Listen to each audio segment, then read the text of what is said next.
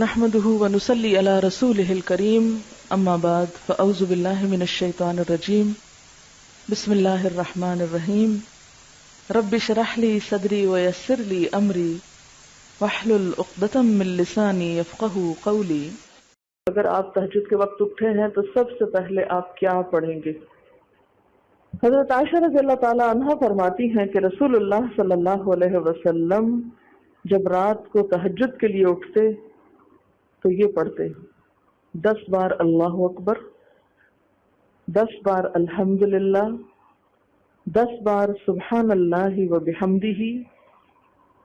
10 بار سبحان الملک القدوس، 10 بار استغفر اللہ، 10 بار لا الہ الا اللہ، اور پھر 10 بار اللہم اعوذ بک من ضیق الدنیا و ضیق یوم القیامہ،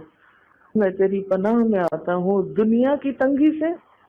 اور قیامت کے دن کی تنگی سے۔ اللہم اعوذ بک من ضیق ضاد یہ قاف، من ضیق الدنیا و ضیق یوم القیامہ، یہ بھی 10 بار،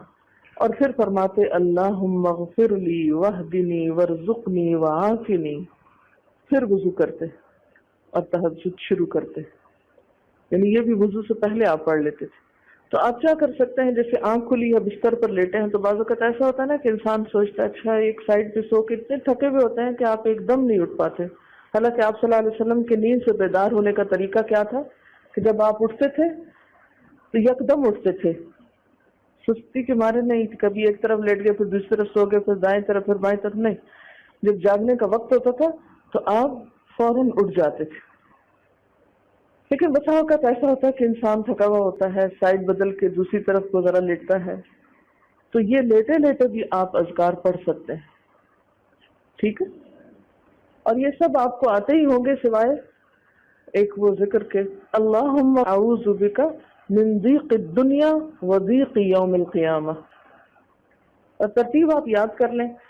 اپنے بیڈ سائڈ ٹیبل پہ یا بیڈ پہ یا کہیں بھی، یہ نوٹس کسی پین کے ساتھ لکھ کے لگا دیں، چپکا دیں، اور جب یاد ہو جائے تو پھر اتار دیں، جب عادت بن جائے تو ہٹا دیں وہاں سے، ٹھیک ہے؟ جتنے دن عادت نہیں بنتی اتنے دن اپنے یادداشت کے لیے رکھ لیں۔